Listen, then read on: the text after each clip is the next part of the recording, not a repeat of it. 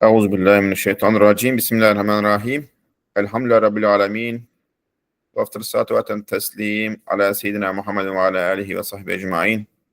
Allahümme fehimna esrar Kur'an kema tuhibbu ve terda ve vaffikna li hizmeti fi kulli anin ve zaman.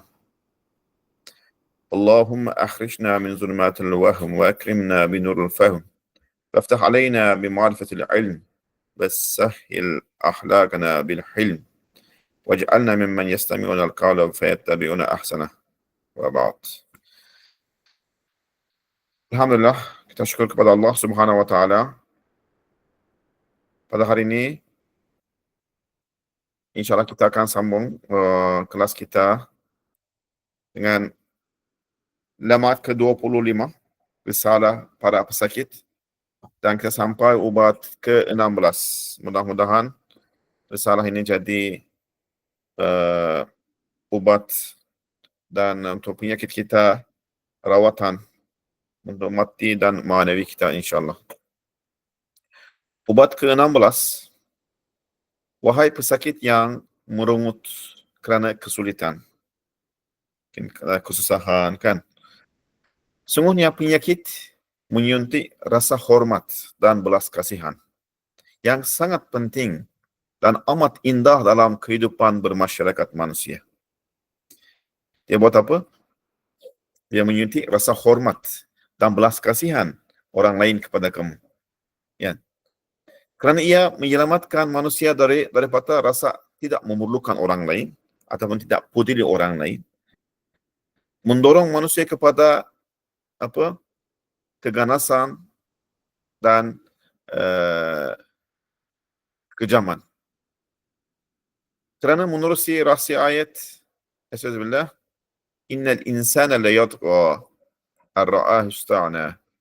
Dan kita melihat dalam surah Al-Iqrah, yani sungguhnya manusia, jenis manusia tetap melampaui batas dengan sebab ia melihat dirinya sudah cukup apa yang dihajatnya, macam rasa istina daripada manusia, macam tak peduli yang lain. Kadang-kadang manusia buat begitu. Kerana manusia, jadi menurut ayat ini, jadi kerana kesihatan dan keafiatan, kalau manusia rasa dia tak rasa sakit dan sentiasa rasa afiat, macam dia tak rasa keperluan kepada yang lain, tak tanya hal ahwal yang lain. Bila dia rasa sendiri sakit ke, ataupun seorang meninggal daripada keluarga dia ke, ataupun dia ditimpa musibah ke, masa itu orang lain bantu dia dan tanya hal ahwal, masa itu orang tu malu. Lepas tu dia sentiasa ditanya hal ahwal, dan bila saja orang rasa sakit, dia pun terus bersama dia. Jadi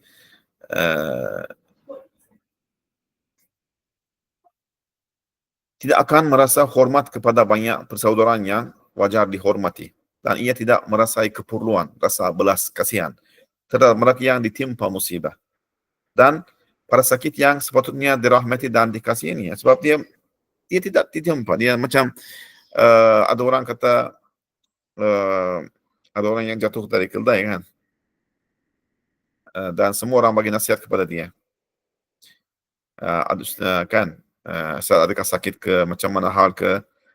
Jadi orang itu kata, siapa yang jatuh dari keldai, dia datang bagi nasihat kepada saya, sebab dia tahu keadaan saya, kan. Jadi orang yang jatuh, orang yang ditimpa musibah dulu, mereka lebih banyak memahami keadaan orang yang lain. Orang yang sentiasa pergi ke hospital, mungkin ada orang kerabatnya jaga, kadang-kadang dia rasa keadaan orang yang lain macam mana. Jadi rasa hormat dan belas kasihan, kan Allah Subhanahu wa taala suruh kita rasa terhadap orang mukmin, tapi manusia kadang-kadang dia tak rasa kepada yang lain. Apabila dia sakit, dia akan memahami kelemahan dan kefakirannya dalam penyakit itu. Lalu dia akan menghormati saudara-saudara yang patut dihormati. Dia akan merasai rasa hormat terhadap saudara-saudara mukminnya yang datang menziarahnya atau membantunya.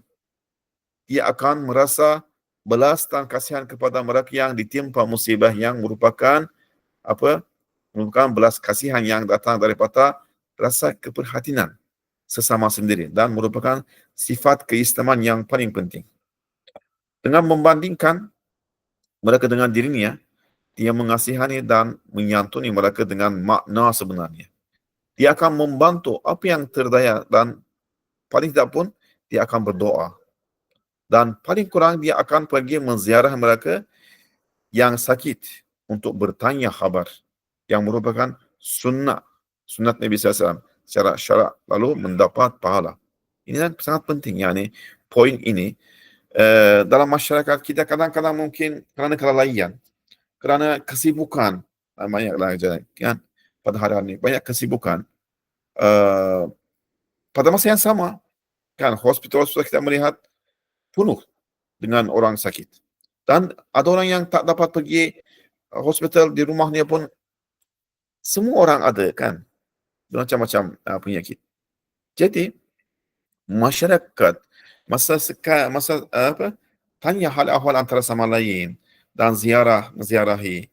Jadi orang sakit itu dia kurang sakit fizikalnya, itu cara psikologik ni dia akan kurang. Dan orang semasa doa kepada dia dan dia bagi nasihat ataupun dia bagi ubat, jenis doa, ada tawarkan ubat, ataupun bantu kadang-kadang mungkin bagi bantuan.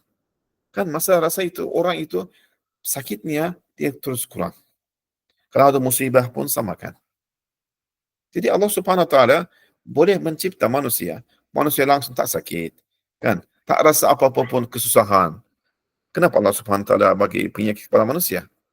Kenapa macam timpa musibah begini? Supaya manusia membantu antara sama lain, rasa kasihan, merahmati, hormat kepada yang lain. Kan? Tapi kalau dia manusia ini kalau sendiri tak rasa, macam mana dia betul-betul nak bantu kepada yang lain? Bagaimana ucapan sembuhan kepada yang lain ataupun nak bagi bantuan, kan? Jadi itulah saya tahulah ada seorang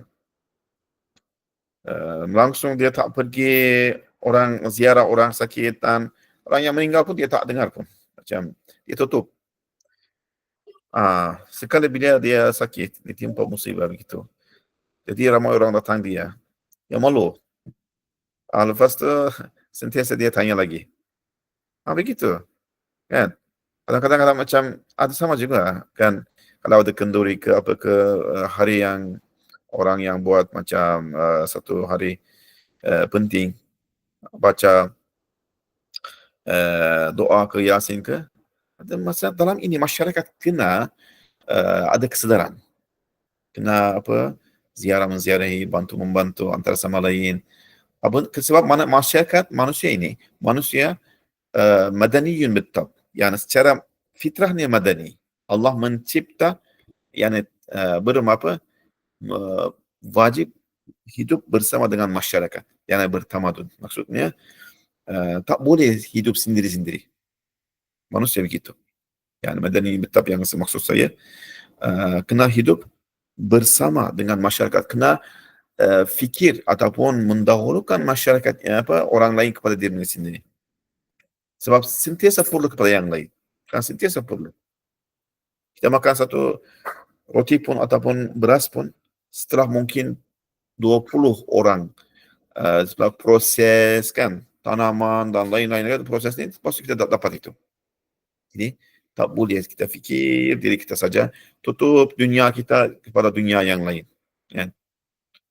Sakit ini, penyakit ini itu bagi itulah kesedaran kepada manusia, rasa hormat, belas kasihan. Kan masa itu kan mungkin kerabat-kerabat kita pun biasa mungkin tak tanya pun, mereka tanya masa itu. Mereka datang ziarah. Dan semua orang nak membantu. Apa yang ada keperluan kamu? Bagaimana kami boleh bantu? Kan? Kita suka keadaan itu. Manusia memang suka keadaan itu. Okey, ubat yang seterusnya, wahai pesakit yang mengeluh kerana tidak berupaya melakukan kebaikan akibat ditimpa penyakit.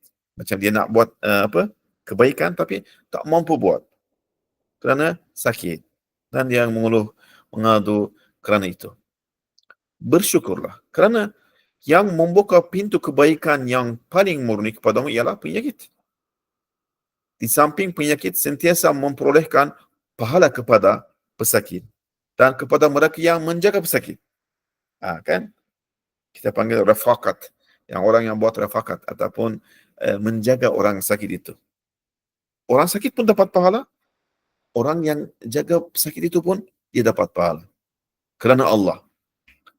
Ia juga merupakan satu wasilah terpenting untuk makbulkan doa. Hal itu juga lebih dekat untuk doa kita makbul di sisi Allah Subhanahu Wa Taala. Ya.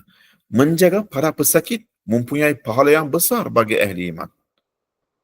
Bertanyakan keadaan orang sakit dan menziarah mereka, tapi dengan syarat apa? Dengan syarat tidak menyusahkan mereka. Merupakan sunnat yang dipuji dan menjadi kafaratuz zunub. Macam mana menyusahkan? Kerana ziarah kena pendek. Orang tu pergi ziarah berjam-jam nak sembang, nak menyusahkan ataupun nak makan, minum lagi, minta air ke apa ke.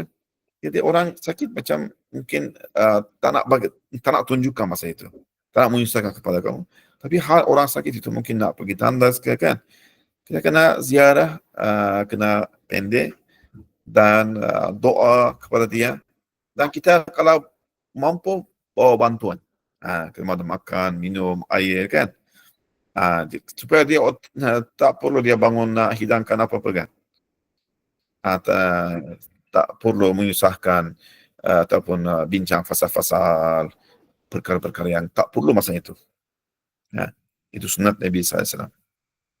Sungguhnya telah warid dalam hadis yang satu hadis maknanya mintalah doa daripada mereka yang sakit kerana doa mereka adalah mustajab. Bagus kan? Minta daripada orang sakit doa kerana doa mereka adalah mustajab. Mereka manja di sisi Allah Subhanahu Wa Taala. Kan? Kerana azz dan fakr mereka itu masa itu doa mereka makbul. Ataupun doa musafir kan kita kata doa musafir makbul juga. Minta daripada doa mereka. Terutamanya jika mereka yang sakit itu adalah dari kalangan kaum kerabat. Dan khususnya jika mereka adalah ibu dan bapa. Kan?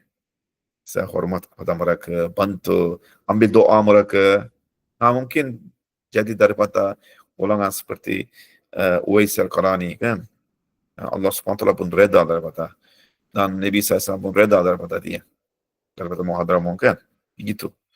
Itu peluang yani, peluang. Peluang kalau ibu, ayah, orang kerabat sakit ke, ada satu peluang untuk apa? Kita khidmat kepada mereka, ambil doa mereka. Satu ibadah yang penting dan memiliki satu pahala yang besar. Dan mengembirakan hati mereka yang sakit. Dan menghiburkan mereka adalah ibarat satu sedekah yang penting. InsyaAllah. Allah SWT sentiasa bagi peluang untuk kita kan. Banyak peluang. Hari-hari kita tahu banyak orang sakit. Dalam WhatsApp pun kita dengar si fulan meninggal, si fulan sakit, si fulan macam ni, keadaan musibah. Jadi kita jangan tak peduli. Jangan macam rasa mustang ni, yani, seolah-olah tak perlu. Kita terus ambil kan. Mungkin doa, mungkin tanya daripada individu apa yang saya boleh bantu, perlu bantu kan. Apa yang saya boleh buat. Dan kita masa itu yang kita masa dalam kesusahan kita kena rapat dan mesra dan bantu kepada khususnya kaum kerabat, ibu bapa kita kan. Beruntunglah anak-anak yang mengembirakan hati ibu bapa mereka yang sensitif dan cepat terkesan ketika kedua-duanya ditimpa sakit. Dan mereka orang tua dan orang tua seperti budak-budak kecil. Dan sensitif memang sensitif, biasa pun sensitif. Kalau sakit lagi sensitif. Kan? Hati ibu bapa mereka yang sensitif dan cepat terkesan ketika kedua-duanya ditimpa sakit, lalu mendapat doa kebaikan daripada mereka. Kan? Kalau cakap satu benda pun, kalau mereka nampak, kamu pun terus macam menangis. Kan? Cepat terkesan. Ya. Hatta para malaikat juga bertepuk tangan berkata, Masya Allah, Barakallah, kepada paparan yang memperlihatkan ketinggian kemanusiaan dan keadaan anak-anak soleh itu, yang membalas jasa dengan penuh penghormatan dan rasa kasih terhadap kasih sayang ibu bapa, yang merupakan satu hakikat paling mulia dalam kehidupan masyarakat. Yani, kalau ada satu hak, satu hakikat yang paling tinggi ialah hak hukukul walidain, kan? Hak ibu bapa. Tidak boleh dinafikan. Khususnya masa mereka sakit. Kan? Ya. Terdapat kelezatan yang sangat menarik dan mendamaikan yang datang daripada perasaan syafaqah, belas kasihan, dan kasih sayang terzahir di sekitar penyakit yang boleh menurunkan kesakitan penyakit ke tahap sifar. Yani, walaupun sakit, tapi kerana syafaqah, belas kasihan, bantuan, dan itu akan turunkan penyakit itu ke tahap sifar. Kemustajaban doa pesakit merupakan satu perkara yang penting. Ya. Maksudnya, semua doa ada mustajab, kan? Semua doa Allah SWT balas, istijab, bagi jawab. Tapi makbul, yani. Makbulan doa mereka. Ada satu cerita sini, sejak 30 ke 40 tahun yang lalu, aku sering berdoa, semoga dikurniakan kesembuhan bagi sakit otakku, ototku. Yang ada kadang-kadang dirasa sakit. Aku faham bahawa penyakit dikurniakan supaya aku sentiasa berdoa. Oleh sebab doa tidak dapat diangkat dengan dirinya sendiri. Yang itu, dia kata, penyakit itu sebagai doa, yani. Faham bahawa penyakit dikurniakan supaya aku sentiasa doa. Dan oleh sebab doa tidak dapat diangkat dengan dirinya sendiri, maka aku faham bahawa netijah doa adalah bersifat ukhrawi. Yang doa itu akan dibalas di akhirat nanti. Ia sendiri merupakan sejenis ibadat. Kerana melalui penyakit, manusia memahami kelemahannya, lalu berlindung di bawah hadrat ilahi. Dia tahu batasnya, lemah, ajiz, kan? Dia tak terlampau daripada kedudukan sendiri. Tak sangka dirinya macam dia cukup semua untuk semua benda. Dia rasa sentiasa perlu kepada yang lain. Itu sebagai ibadat. Kerana itu, walaupun aku mengamalkan doa syifa, sembuhan, sejak 30 tahun, namun oleh sebab doa aku tidak diterima secara zahir, namun tidak pernah terlintas di hatiku untuk meninggalkan doa tersebut. Maksudnya, waktu doa itu belum habis. Sambung doa. Ini kerana masa sakit adalah masa untuk berdoa. Kesembuhan bukanlah netijah daripada doa. Bahkan, sekiranya Zat Al-Hakim Ar-Rahim, Allah yang maha bijak dan maha penyayang, memberikan kesembuhan itu adalah daripada limpahan dan rahmatnya. Limpahan dan kurnia daripada Allah Subhanahu Wa Taala. Sebab doa itu adalah ibadat, kan? Doa itu ibadat, dan netijah doa, netijah ibadat ukhrawi. Maksudnya, kalau di dunia ni Allah Subhanahu Wa Taala memberikan kesembuhan, itu adalah sebenarnya daripada limpahan kurnia Allah Subhanahu Wa Taala. Jadi masa sakit adalah waktu untuk doa, waktu untuk ibadat itu. Doa itu ibadat.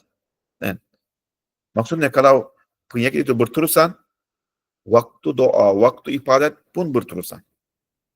Jangan tinggalkan, jangan sombong terhadap Allah Subhanahu Wa Taala. Jangan rasa macam musta'ni, rasa cukup, tak perlu, kan? Jangan begitu. Malahan, walaupun doa kita tidak diterima dalam bentuk yang kita hendaki, ia tidak bermakna bahawa doa itu tidak diterima. Al-Khaliq Al-Hakim, Allah yang pencipta yang maha bijaksana itu, lebih mengetahui dengan baik. Maka apa sahaja yang bermanfaat untuk kita, dia akan memberikannya. Takkanlah kita sentiasa pergi doktor, saya ini ada sakit, bagi ubat ini. Takkanlah sentiasa doktor itu bagi ubat yang sama, kan? Mungkin kalau pergi farmasi nak jual ubat, kamu kata saya ada sakit ini, bagi obatnya. Okey, mungkin dia nak bagi. Tapi kalau pergi doktor, doktor kena cek dulu. Katakan ini ubat ini tak sesuai untuk kamu.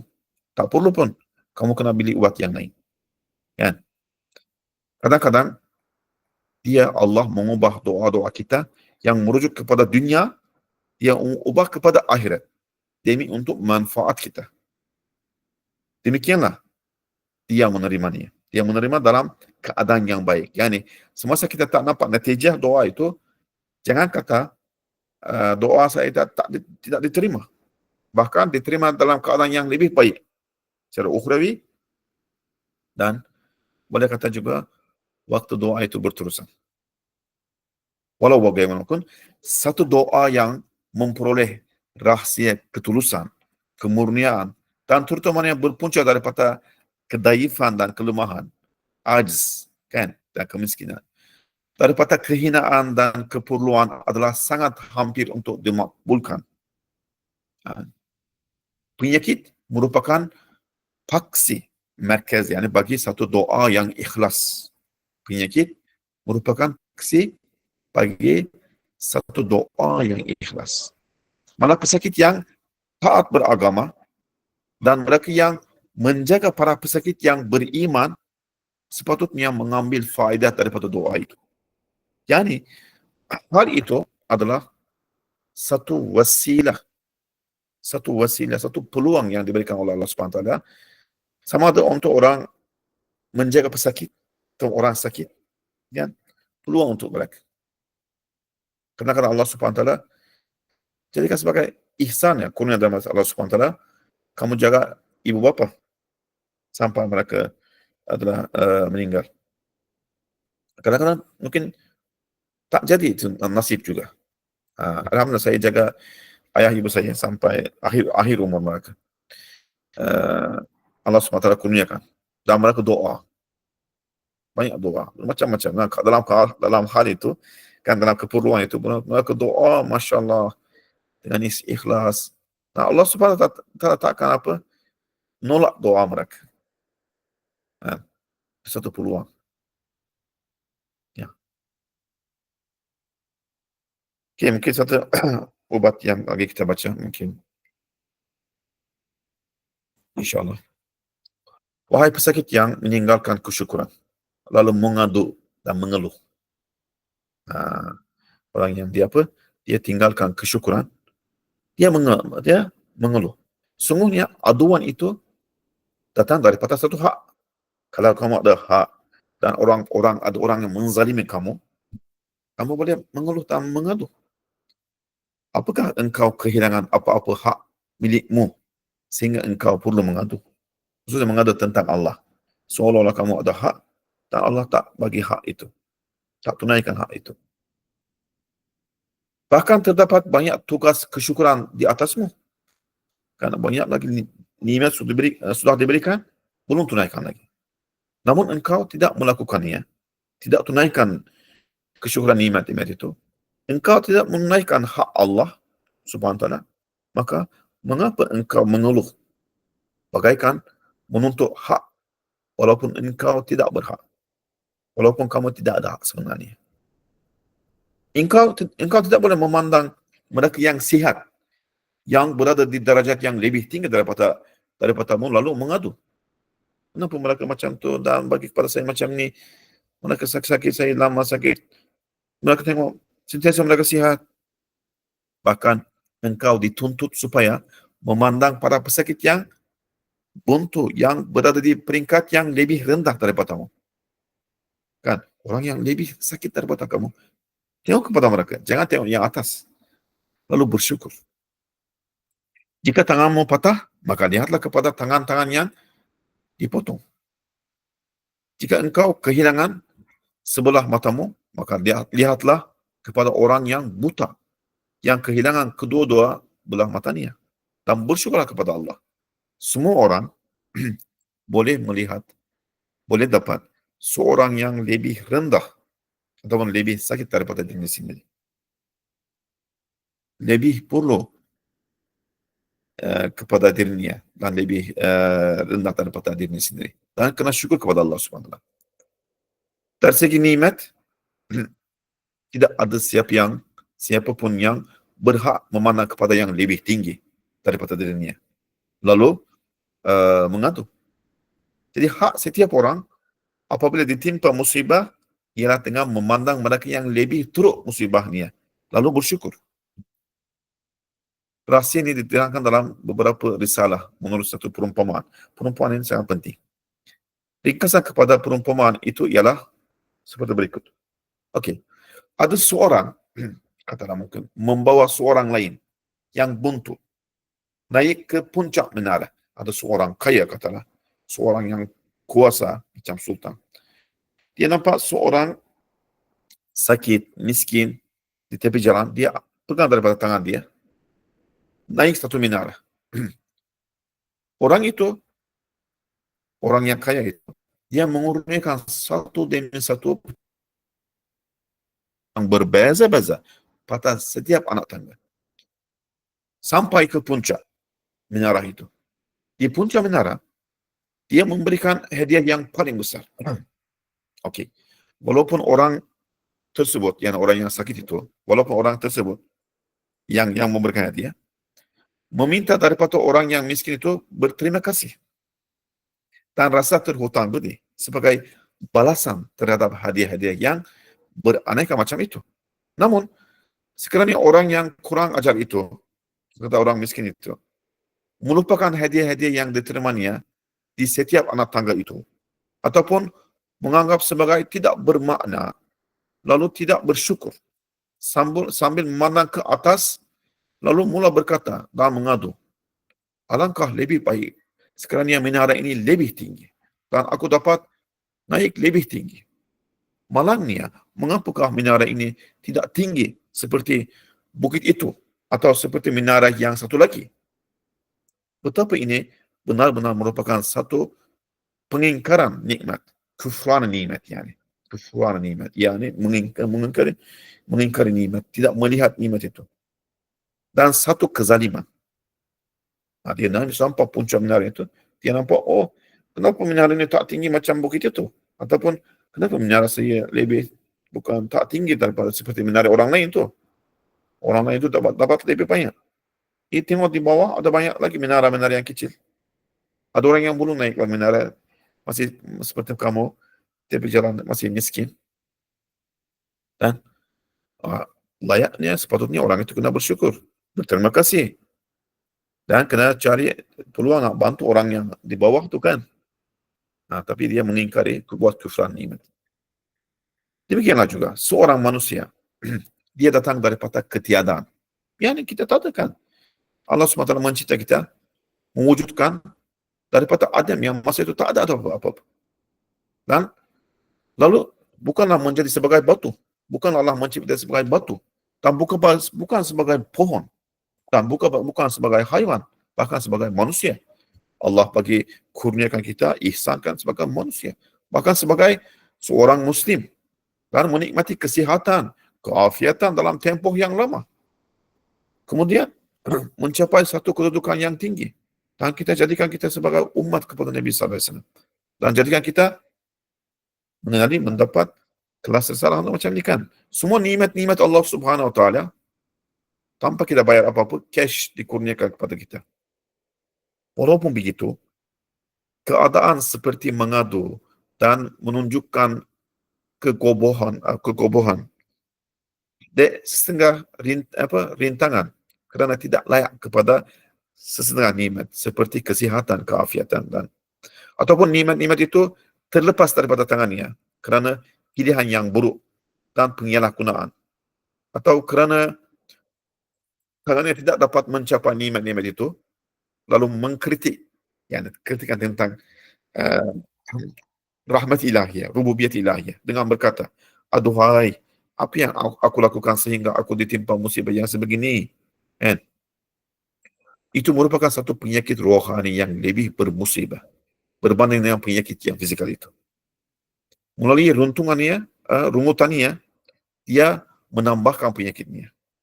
Bagaikan bertumbuk dengan tangan yang patah. Tangan yang sudah patah, dia nak tumbuk lagi dengan tangan itu. Lagi sakit. Kan lagi sakit. Jadi Allah Subhanahu Wa Taala walaupun kurniakan banyak nikmat, dia tak syukur lagi, belum tunaikan lagi, tetapi mengadu, mengeluh. Kenapa diberikan kepada saya ini? Sedangkan mungkin, katalah umurnya mungkin 40-50 tahun, katalah umur 50 tahun. Kebanyakan umurnya dia berlalu dengan kesihatan, kadang-kadang bagi musibah dan penyakit sedikit, kerana itu pun kan buat macam tunjukkan ketidakreda, kan, tak suka hal itu. Jadi orang yang berakal ataupun orang yang waras itu ialah dia yang berserah kepada Allah lalu bersabar dengan rahsia likulli musibatin inna lillahi wa inna ilaihi raji'un. Tapi kita ingat ayat ini masa orang meninggal, ya. Kita guna saja. Kita musibah yang orang meninggal. Sedangkan likulli musibatin kita doa inna lillahi wa inna ilaihi raji'un. Yang kita doakan Allah SWT mengubah hal itu kepada yang lebih baik. Kan? Sehingga penyakit itu menyelesaikan tugasnya lalu pergi. Kan? Jadi orang yang terima dengan reda dan memahami itu adalah daripada Allah Subhanahu Wa Taala sebagai ihsan ilahiyah.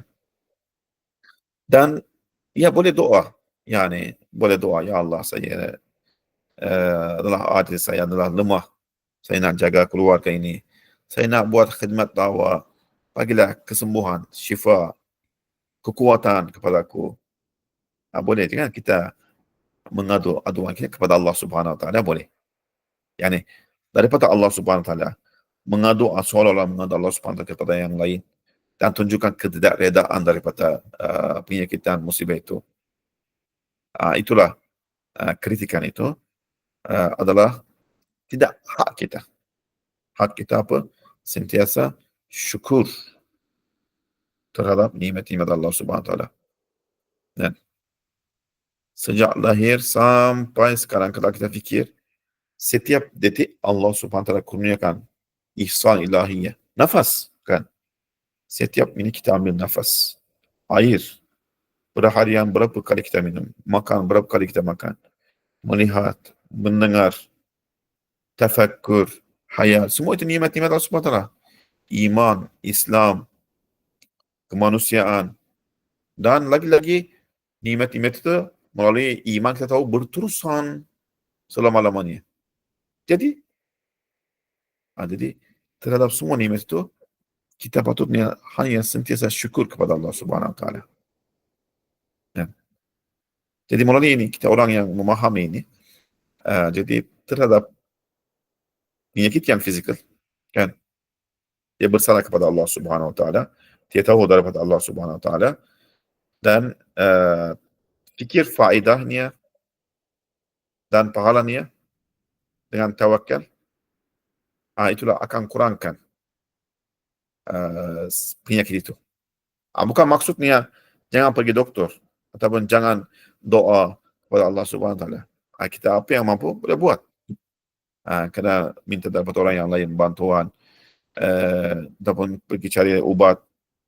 Mungkin bukan sebab aduan, tapi pergi kepada yang bagi tahu orang lain, ya saya ada satu penyakit.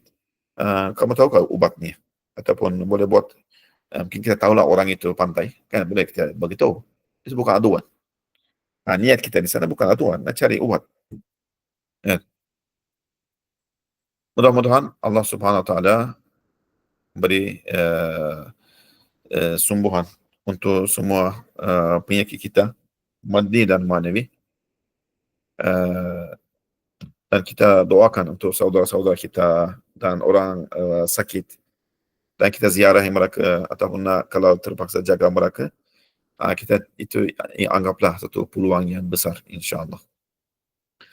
Subhanaka la ilma lana illa ma 'allamtana innaka antal alimul hakim wa akhir da'wahum alhamdulillahi rabbil alamin.